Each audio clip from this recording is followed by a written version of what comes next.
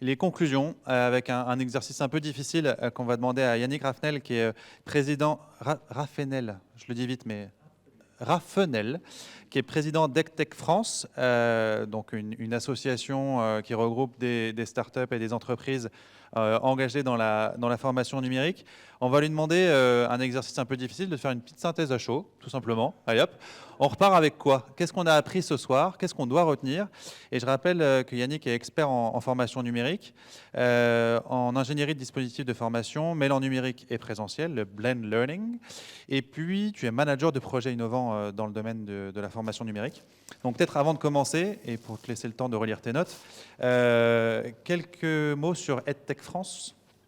Oui, alors quelques mots sur EdTech France. EdTech France, c'est une association d'entrepreneurs, d'entrepreneuses qui, depuis 4 ans, oh là là, je suis fatigué. C'est la pression.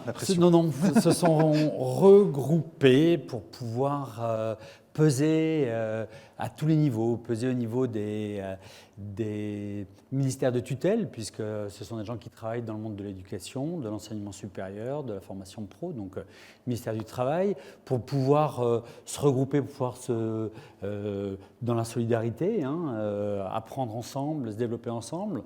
C'est aujourd'hui 460 entreprises. Il y a à peu près 600 entreprises qui existent en France dans le domaine de la tech. C'est aussi pour pouvoir aller à l'étranger, pour pouvoir, agir dans tous les sens. Et moi, depuis maintenant 2 ans que je le préside, j'essaye de faire que ces entreprises apprennent à travailler ensemble. Parce que l'avenir de la filière, c'est de se consolider, c'est d'aller travailler avec toutes ces parties prenantes qui sont les organismes de formation, qui sont les financeurs, qui sont les enseignants, les intervenants qui sont de plein de sortes différentes, souvent des libéraux, etc., etc. Donc c'est consolider pour faire maturer cet écosystème. Et ce qu'il y a d'intéressant, c'est que du coup, j'ai une vision de l'intérieur, mais comme ça fait 30 ans que je travaille avec le digital et la formation, et que j'ai été maître de conférence en sciences d'éducation sur ces questions aussi pendant 11 ans, eh ben, j'essaye d'en faire un boubi-boulga qui me permet de prendre à la fois mes distances. Et c'est ce qui me plaît dans ce que j'ai entendu ce soir, c'est que finalement, il y a eu beaucoup de choses qui ont été dites avec des angles très différents, mais qui se croisent vraiment très très bien. Donc un pied dedans, un pied dehors, ce qui te permet du coup de nous dire qu'est-ce qu'on doit retenir ce soir en évitant de frotter ton menton contre ton micro. Sinon l'ingénieur du son va avoir du mal. Et là avec la barbe, en plus ça avec la c'est ça, gratte. On retient quoi ce soir? Je retiens moi une phrase absolument clé qui était dite au niveau de l'impact. C'est est-ce que ce que l'on va monter, ça va être utile, utilisable et utilisé?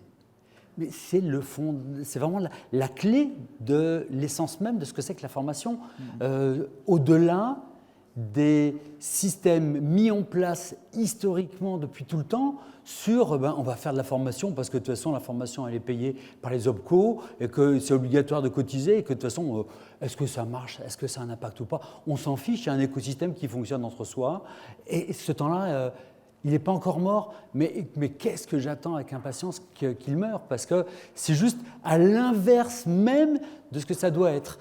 Parce que la question clé qu'il y a derrière ça, c'est mais c'est quoi le métier de formateur? Est-ce que c'est de transmettre des contenus? Non. Le métier de formateur, et on en a parlé là tout de suite, c'est d'aller développer des compétences chez les utilisateurs.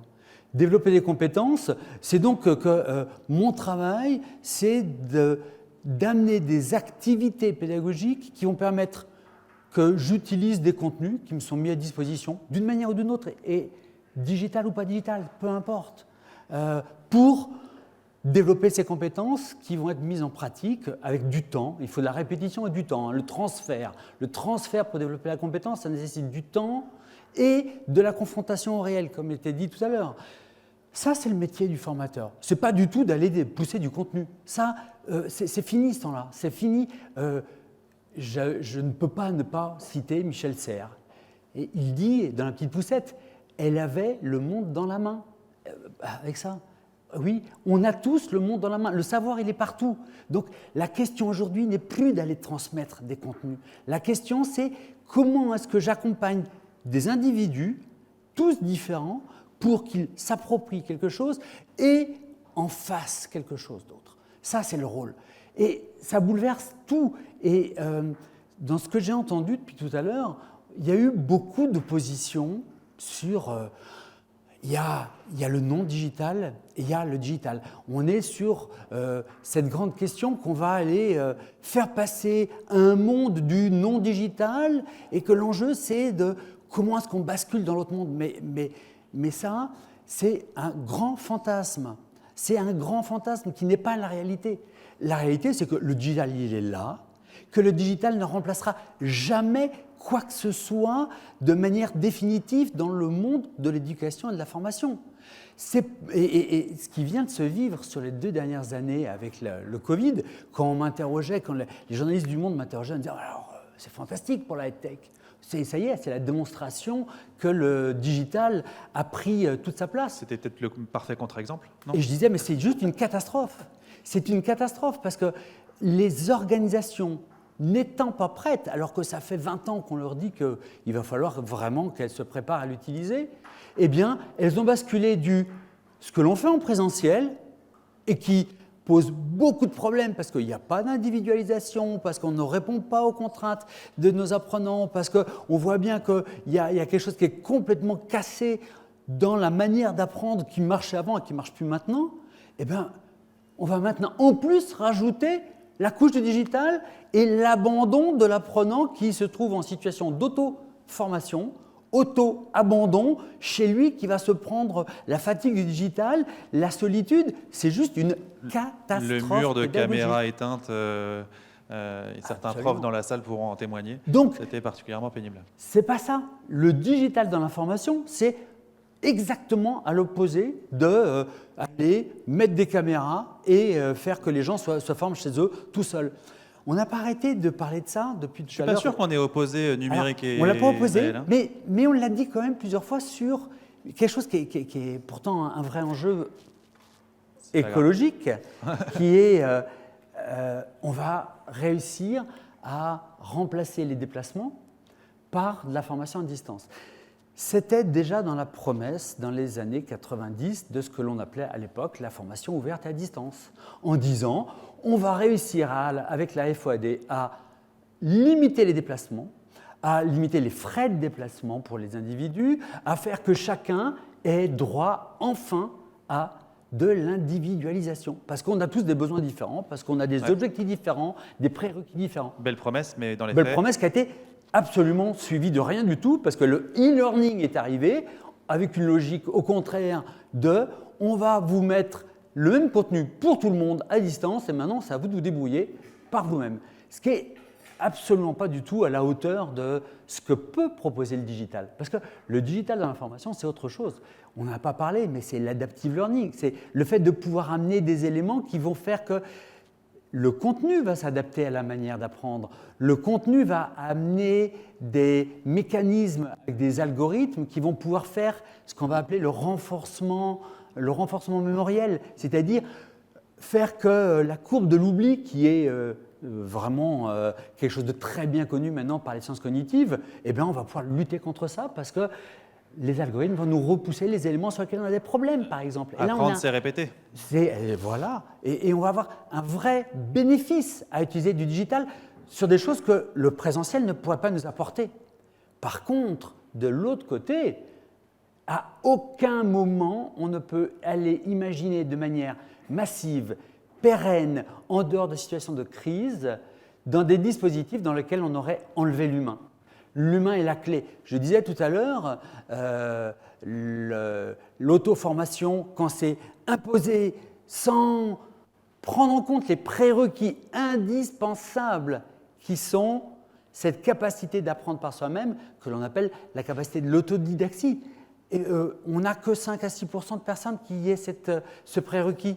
Alors, Est-ce qu'on met des dispositifs pour les 5 à 6% ou est-ce qu'on le met pour tout le monde? Ça, c'est une vraie question qui est passionnante parce que C'est du ce que coup, je disais tout à l'heure, on a tous peut-être des besoins pédagogiques particuliers. on a tous des besoins pédagogiques particuliers, absolument, et il faut savoir y répondre, et il faut savoir l'accompagner. Et tout de suite, quand Sophie parle aussi par rapport à la réalité virtuelle, ce qu'il y a d'extraordinaire, c'est que tout ce qui se met en place comme dispositif, ce ne sont pas des dispositifs, ce qu'on appelle en stand-alone. Tiens, le casque, il est là, débrouille-toi. Ça ne marche pas.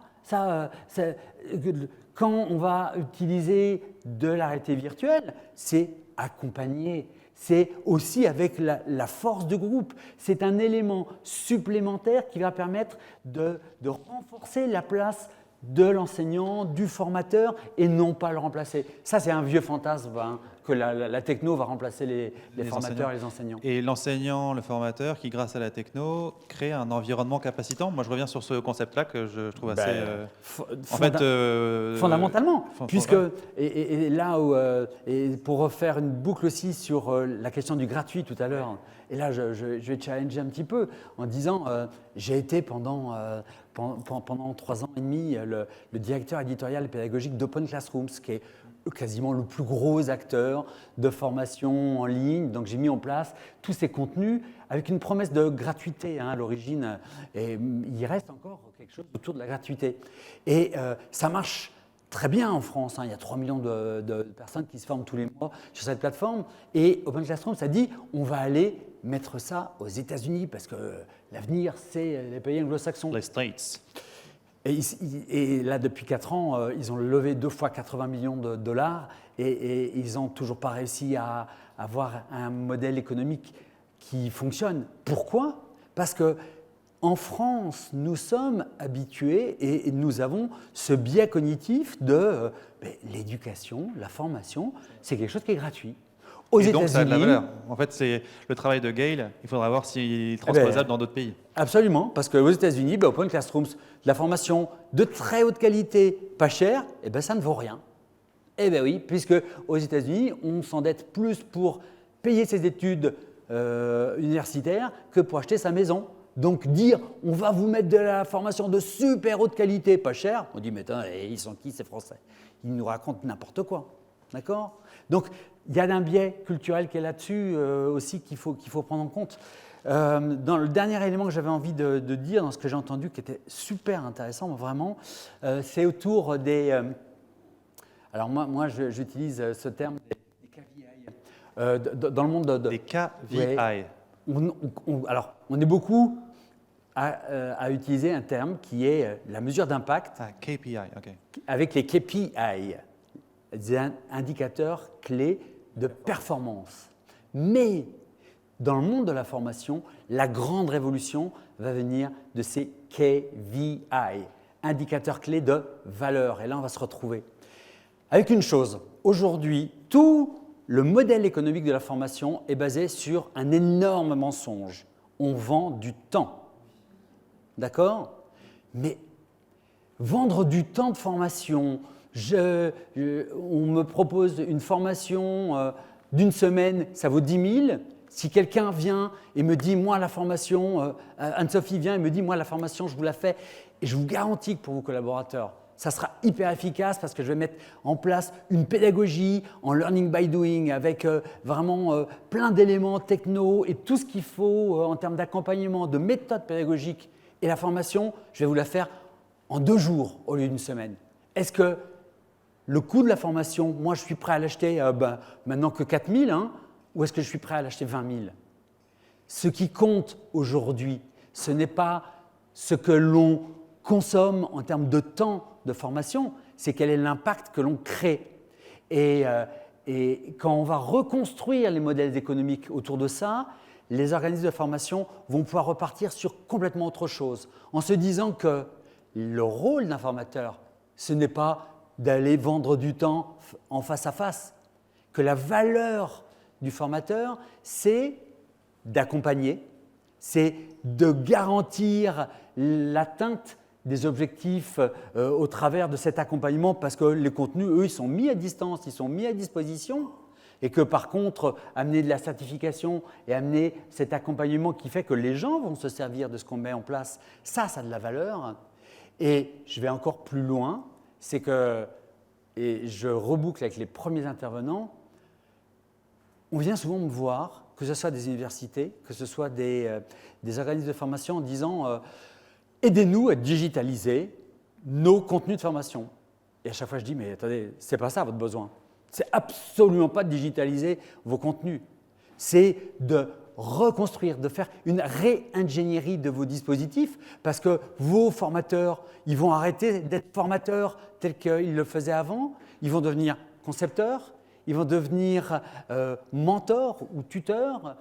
Médiateurs, peut-être. Médiateurs, accompagnateurs, appelons-les comme on veut, parce que c'est ça le cœur de métier et c'est ce qu'ils aiment faire. Ce n'est pas d'aller répéter toujours la même chose. Et surtout, arrêtez de produire des contenus. Arrêtez d'aller faire des contenus alors qu'il en existe déjà, mais tellement de contenus extraordinaires. Regardez d'abord ce qui existe. Faites de la curation de ce qui existe. Et simplement, une fois que vous avez identifié tout ce qui existe, regardez comment vous pouvez les encapsuler, vous en servir pour pouvoir créer les activités pédagogiques qui vont être la signature de votre cœur de métier, c'est-à-dire comment les apprenants vont s'en servir et comment ils vont le mettre en œuvre et comment vous allez les accompagner. Là, on va revenir sur la vraie valeur ajoutée du formateur, des organismes de formation et en faisant l'économie d'aller produire des choses qui sont des catastrophes pour la planète. Et ça, ça nécessite de mettre en place des cadres législatifs, de respect des droits, etc. Un grand chantier dont on s'occupe aussi pour pouvoir travailler avec le gouvernement, avec la Chambre des députés, pour essayer de faire que ça puisse bouger parce que c'est un grand bazar et qu'il y a beaucoup à faire, mais c'est passionnant. On est dans une révolution des métiers de la formation pour utiliser le meilleur du digital et garder le meilleur de l'humain. Eh ben, je propose qu'on en parle l'an prochain pour la deuxième édition de la soirée de l'éducation numérique responsable. Merci beaucoup Yannick pour cette synthèse à chaud.